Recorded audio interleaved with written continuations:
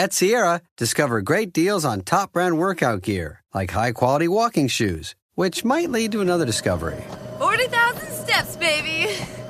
Who's on top now, Karen? You've taken the office step challenge a step too far. Don't worry, though. Sierra also has yoga gear. It might be a good place to find your zen. Discover top brands at unexpectedly low prices. Sierra, let's get moving. SpringFest and Ego Days are here at Lowe's. Right now, get a free Select Ego 56-volt battery with purchase of a Select trimmer, blower, or mower kit. Plus, shop today for new and exclusive items you need for your lawn. So get ready for spring with the latest in innovation from Ego, the #1 rated brand in cordless outdoor power. Only at Lowe's. We help, you save. Offer valid through 4/2. Selection varies by location while supplies last. Welcome to It Takes Energy, presented by Energy Transfer, where we talk all things oil and natural gas. Oil and gas drive our economy, ensure our country's security, and open pathways to brighter futures. Did you know the first oil well was drilled almost 1,700 years ago? The first American well was drilled in Pennsylvania in 1859, and the Texas oil boom began in 1901, when the Lucas Gusher produced an astonishing geyser that flowed for 9 days. This oil boom helped launch the widespread use of the automobile and greased the wheels of the modern machine age. Today, the U.S. is the world's top producer of oil and gas, supporting 11 million jobs and contributing $2 trillion to the American economy. Look around, and you'll see the essential role oil and gas plays in our modern lives. Our world needs oil and gas, and people rely on us to deliver it. To learn more, visit atAintree.com.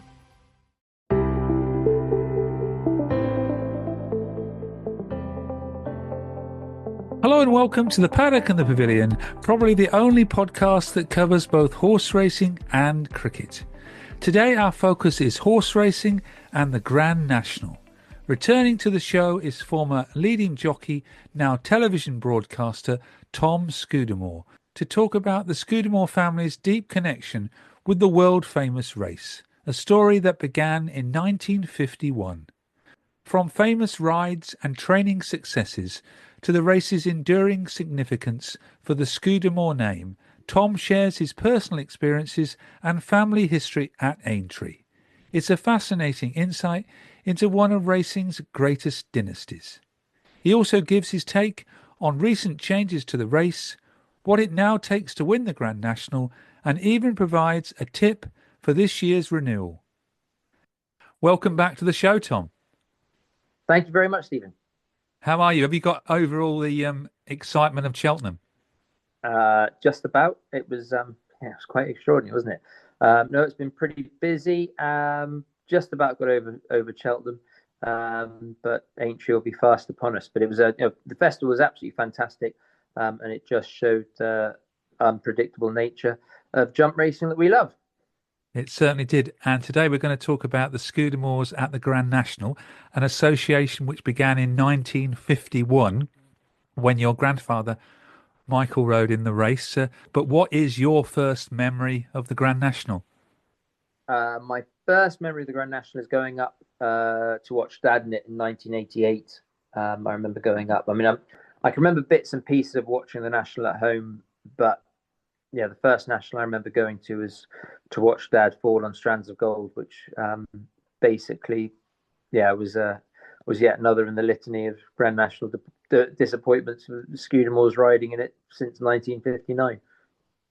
Yes, I was reading that in the book about the three of you, Three of a Kind by Chris Cook. It's a good story, the Strands of Gold one, isn't it? Yeah, I went and told Dad what he did wrong. So Dad was about 5 or 6 lengths clear, going very well when he fell at Beach a second time round, and I thought that would be a good time to go and tell him what he did wrong, which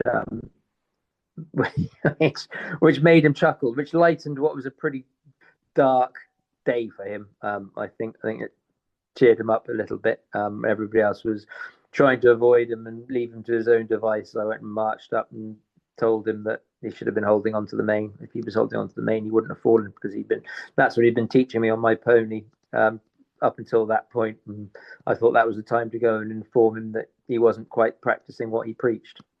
Remind listeners how old you were on that day. 5. Your grandfather's first ride in the Grand National was on the 7th of April 1951, and he was brought down at the first fence on a horse called Easter Calling.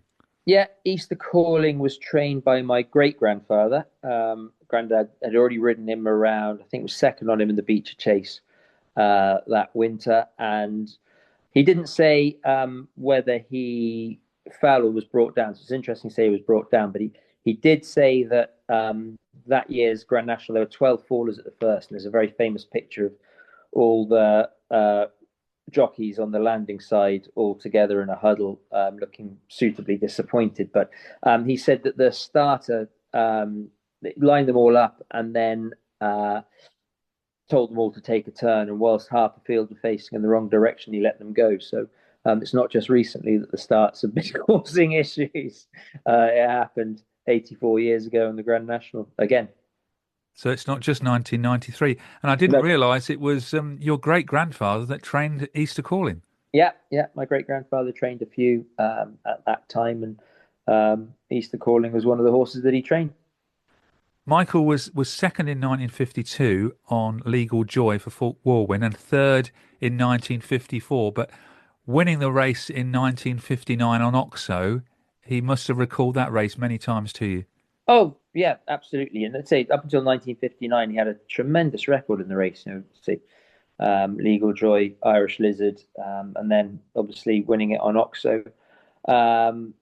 It was not so much the sort of lead up to the race he'd talk about, but certainly the race itself and then what it meant afterwards. And Grandad was a very modest man, but he was defined by winning the 1959 Grand National, and it was, you sort of come across all the memorabilia and the things that he did after that.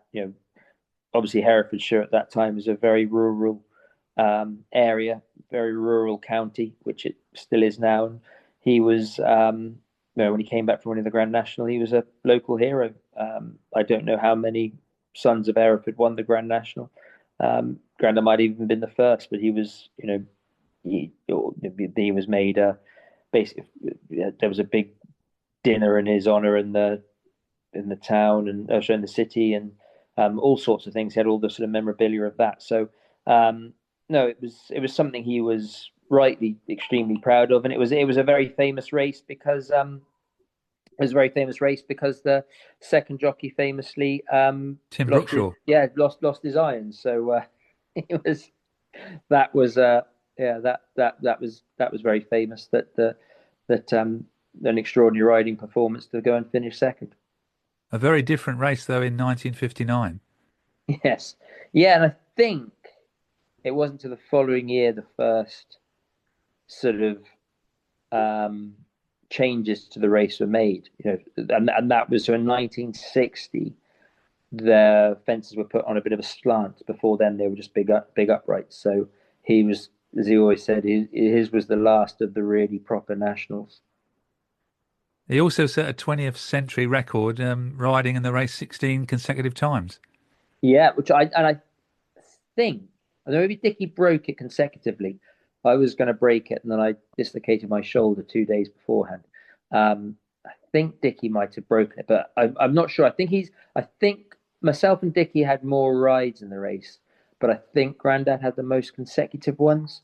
So that was something that he was very, very proud of.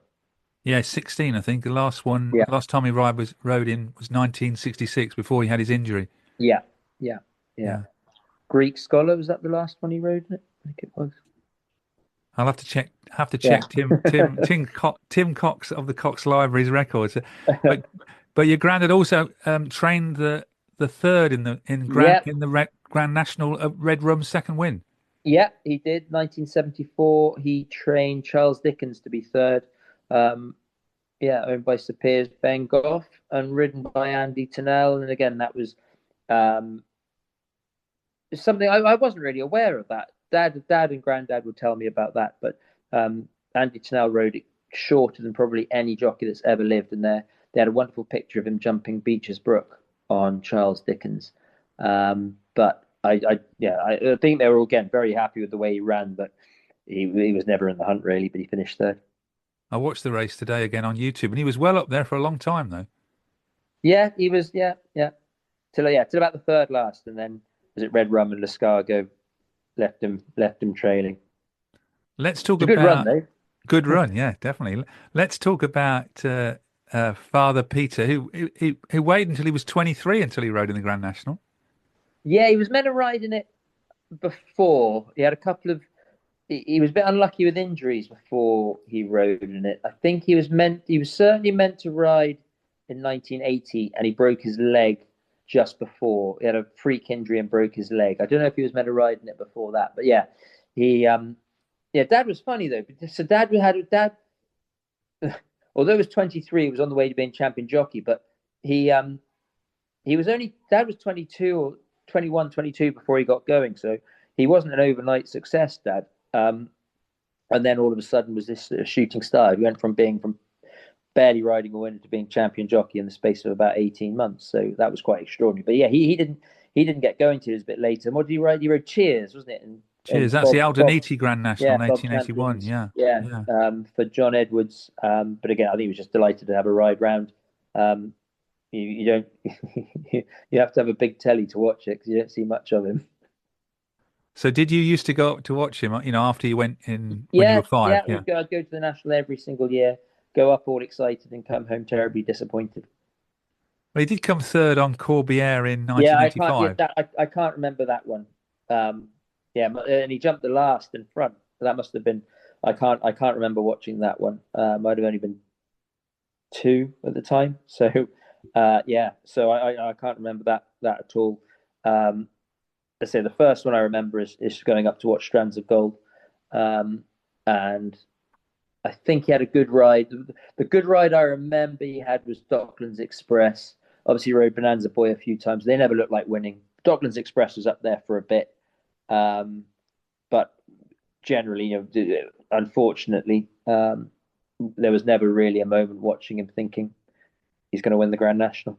He had a good record. He got round a lot, and Bonanza Boy got round three times. Yeah, he had a good completion record. The only one that let him down was Strands of Gold. He had a good completion record, but he tended a bit like me. We got round in our own time.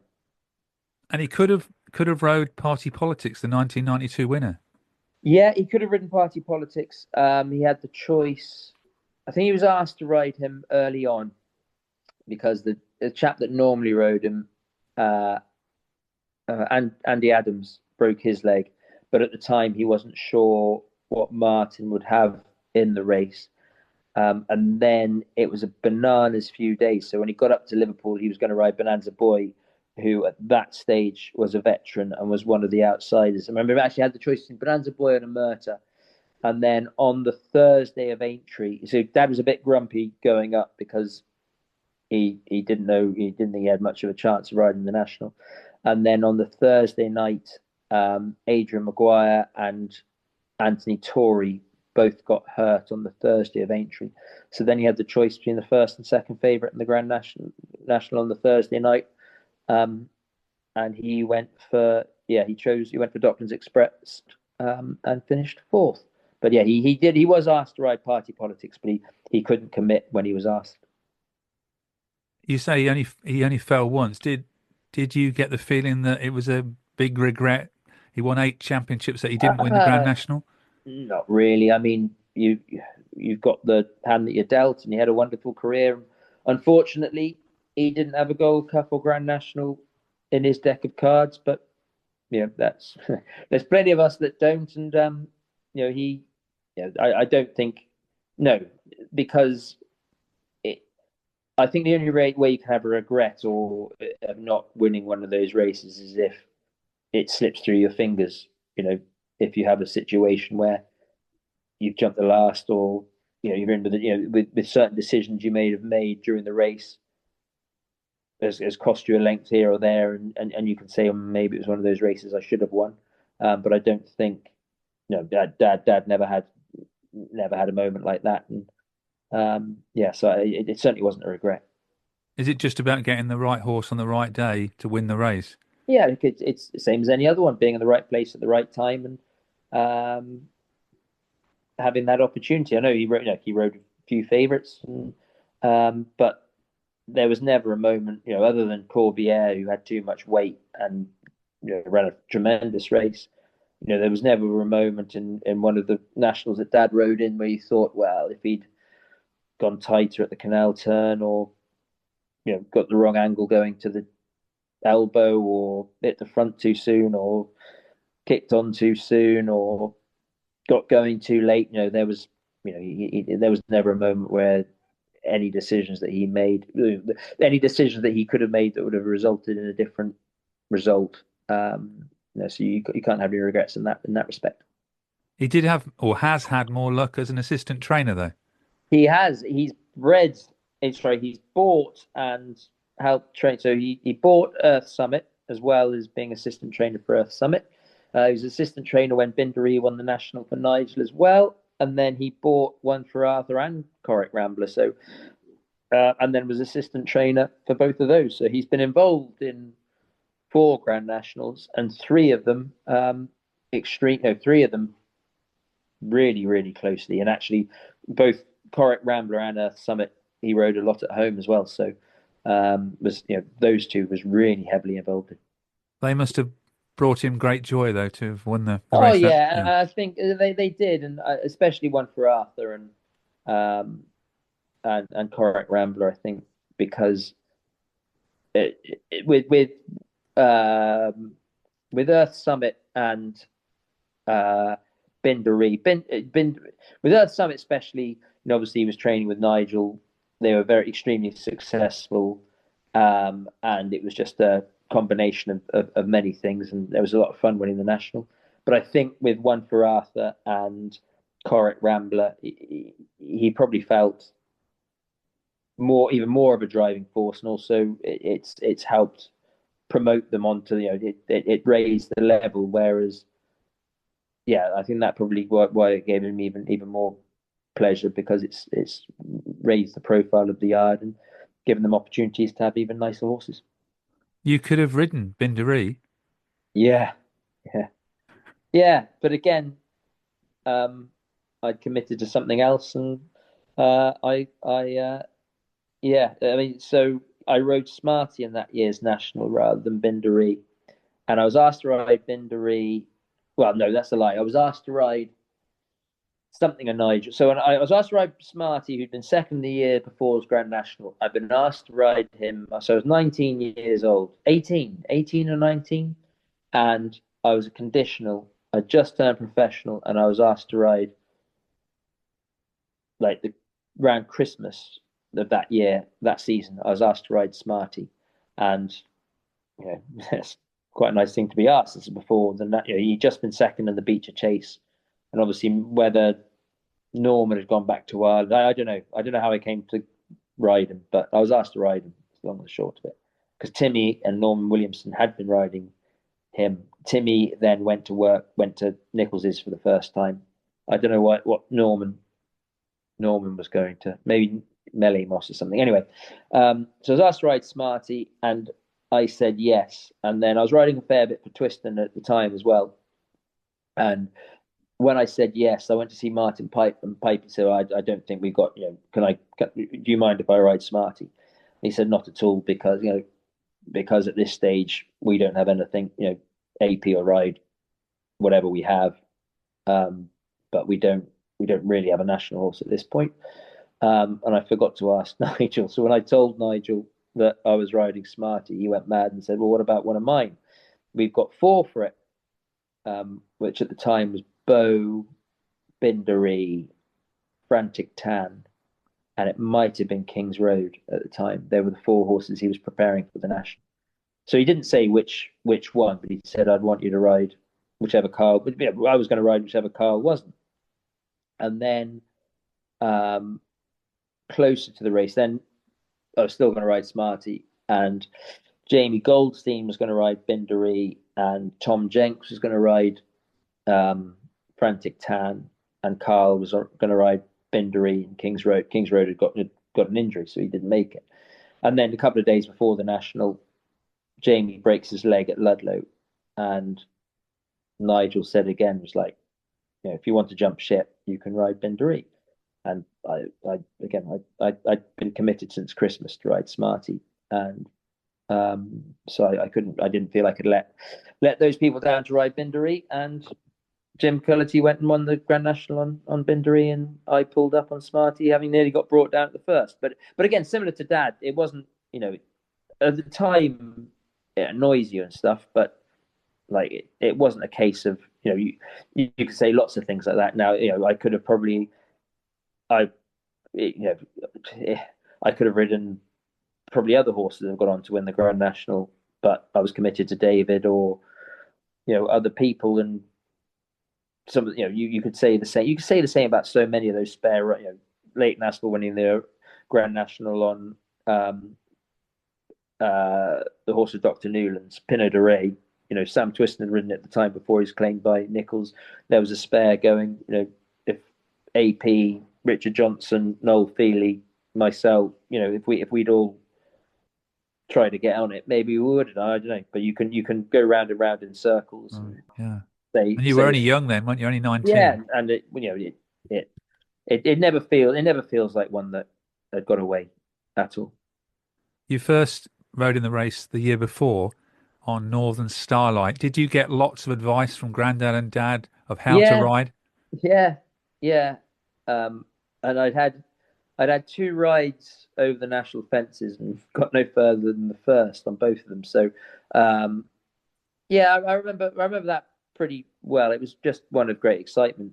Again, I think Martin had 8 runners in the race, and I got told the week before I was going to ride one, and I thought it would be one of the sort of no opers because I was an amateur. And anyway, then I was told 4 or 5 days beforehand that I had to school Northern Starlight, because I thought AP was going to ride Northern Starlight, and then I got told no, he's going to ride Blowing Wind. You're riding Northern Starlight. So I schooled Northern Starlight, and had a couple of days of excitement, but again, it didn't last very long. You did get round 3 times in a row on, got to pronounce it now, Vian Leon Rouge. Yeah. He was good fun to ride around there. He won a Beecher Chase as well, so that was a great thrill. Unfortunately, he didn't stay the trip in the Grand National, but he was a lot of fun to ride around there. He was a very intelligent horse. And the first year, I had a great ride the first year, and we came 6th the first year. We came back across the Melling. So about 3 nationals in a row, I had really good rides in it, coming back across the Melling Road, sort of in contention. And Vio was going really well. He jumped the 3rd last and was still there jumping the 2nd last, but he didn't stay. And that was then the same story for the next couple of seasons, that we'd have a really good ride, but we'd be fading from just before the 2nd last.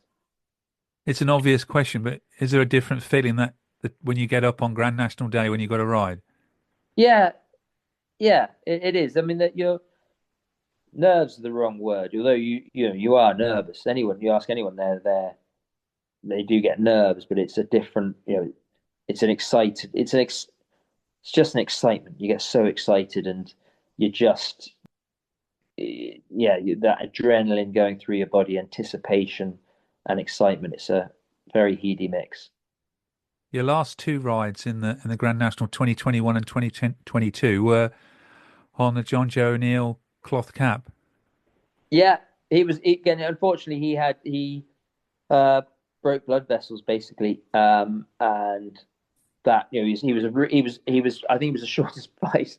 You were favourite in 2021. He was shortest price favourite of recent history the first time, and unfortunately, I had to pulled him up, I think, before the 4th last as he was weakening, and then he pulled him up before Beecher's Brook 2nd time, the next time, but unfortunately, he had blood vessel issues, which so on his day he was very, very good, but unfortunately both times around in the Grand National he burst the blood vessel, which hindered his performance. But he was, it was a shame because he really did take to the fences.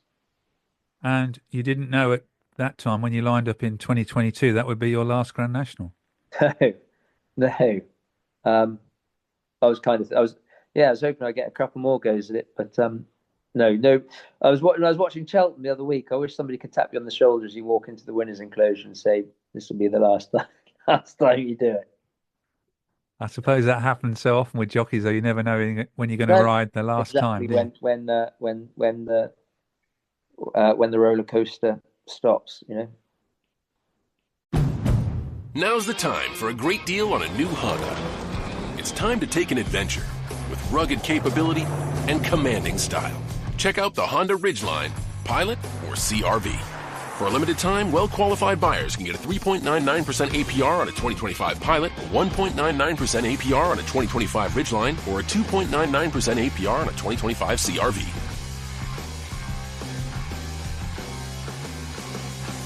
See dealer for financing details. You're going places, and there's so much to see when driving in D.C. The great monuments, the neighborhoods around town, and so much to distract you when driving, including your phone. When looking down at your phone, you miss everything, including traffic, stoplights, and pedestrians. They give tickets for distracted driving in D.C. So, keep your chin up. Don't let distracted driving bring you down. A message from the D.C. Highway Safety Office and the Metropolitan Police Department. We mustn't forget your brother, Michael, who also trained Monbeg Dude to come third in the Grand National. That was exciting. That was great. I remember I rode a horse called Soul that year, who again, unfortunately, broke a blood vessel.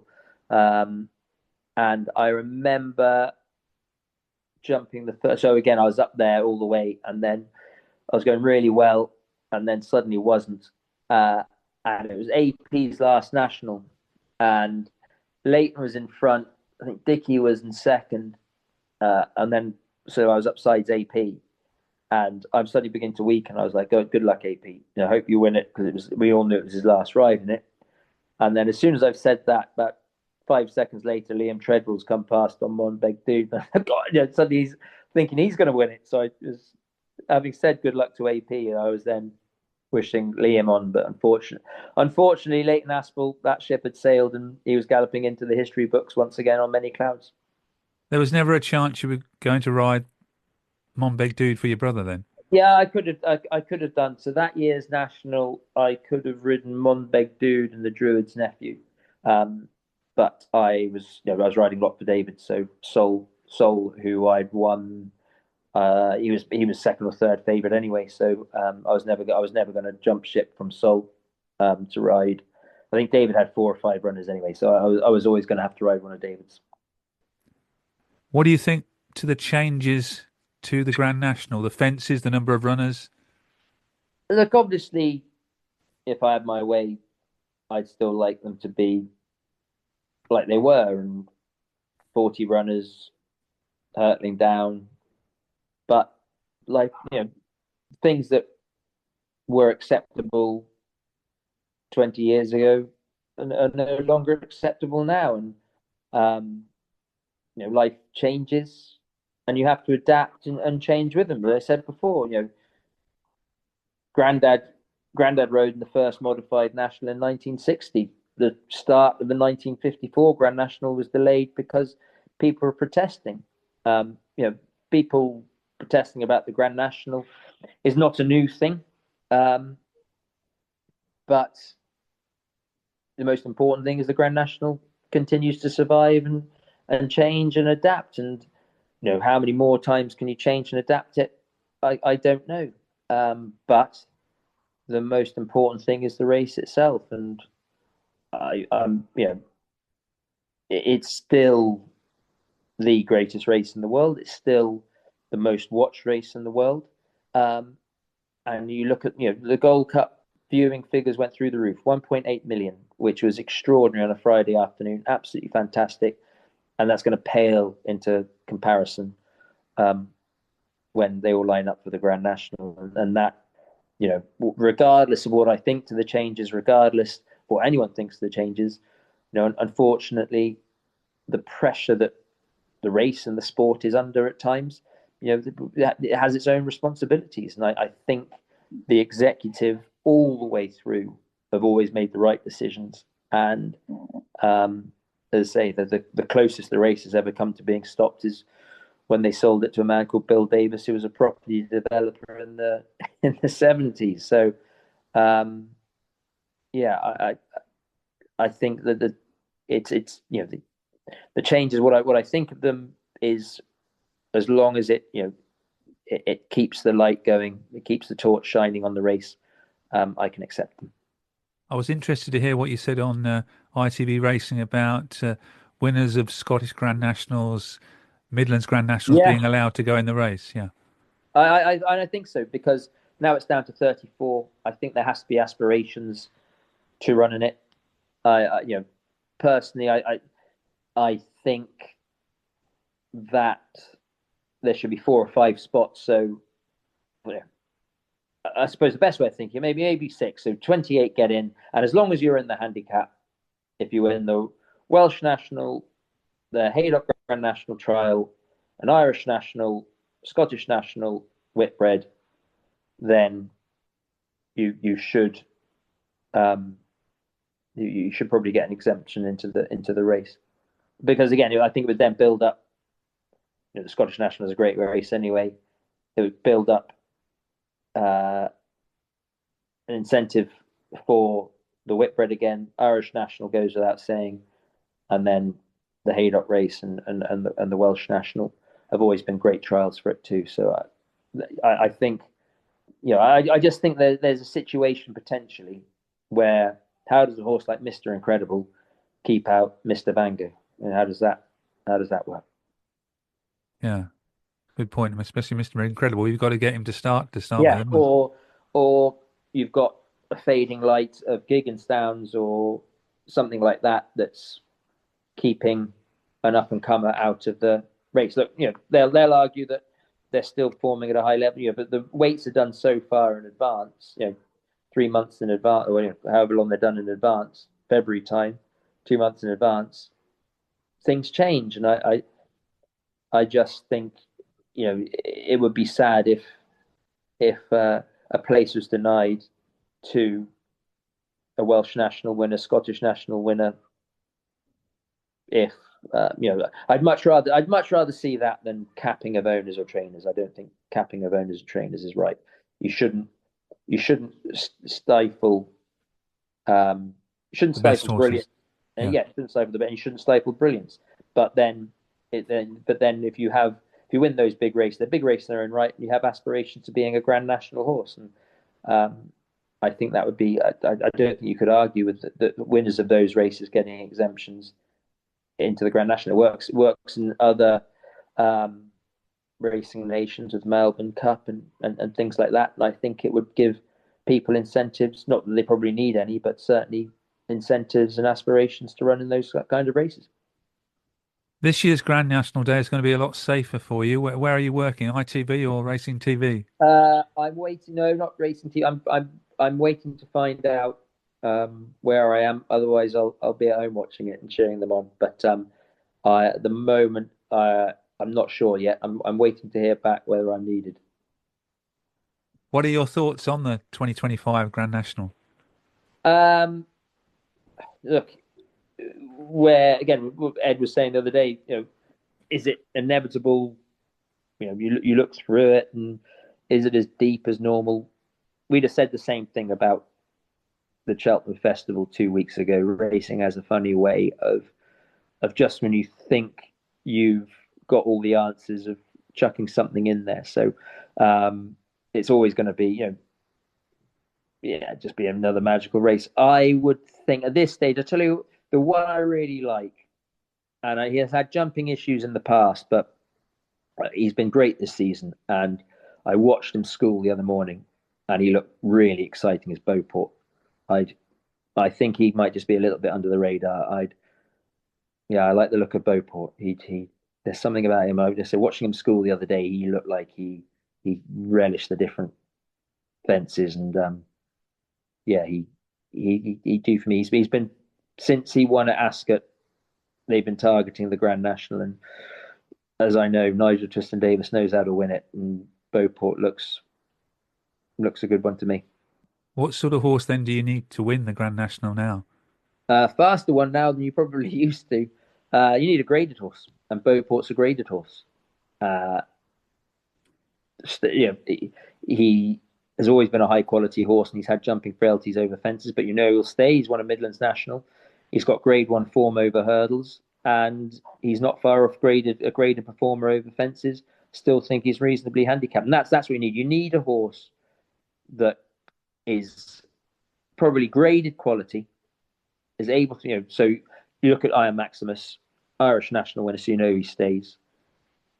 He can run now in Gold Cup races, although he's not Gold Cup class. He's not out of place in graded chases.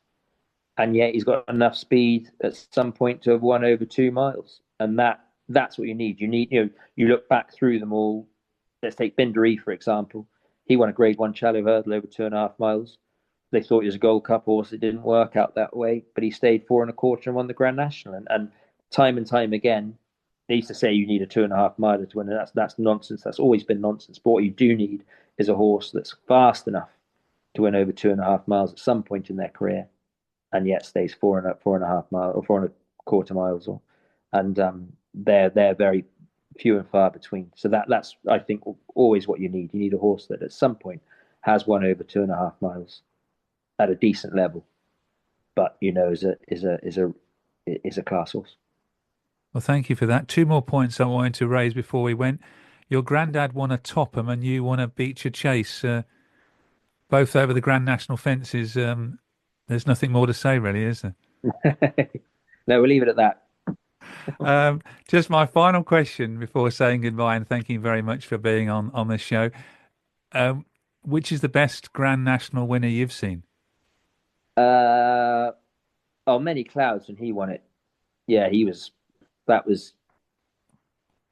a Tiger. So yeah, Many Clouds and Tiger Roll were the 2 I thought best ones I rode again. Hedge Hunter was good, but I was never anywhere near Hedge Hunter in either of those races. So when he won in the second, but I remember both Many Clouds and Tiger Roll. You get to a point in the race, and I remember thinking I'm going pretty well on Soul, and then you jump Valentine's and go to the ditch along there, and I saw in the corner of my eye Leighton Aspel literally looked like he just turned in, and it was the same Davy on Tiger Roll. I remember jumping in exactly the same spot in Vieux on Rouge, even though I wasn't going very well at that point. I knew I wouldn't win, but there were about 10 or 12 in contention. I mean, a load of us we jumped Valentine's and going down there. And I just remember thinking, God, that's, you're aware of all the horses around you. And then Tiger Roll, I have never seen, both Tiger Roll and Many Clouds at that same point were absolutely running away. So those are the 2, I suppose, I remember most. Just, you couldn't believe how easily they were going after going at that point over 3 miles at a good gallop. It looked like they both had just joined in. Thank you very much, Tom, and thank you very much for sharing the memories of the Scudamores at the Grand National. Brilliant. Thank you very much for asking me.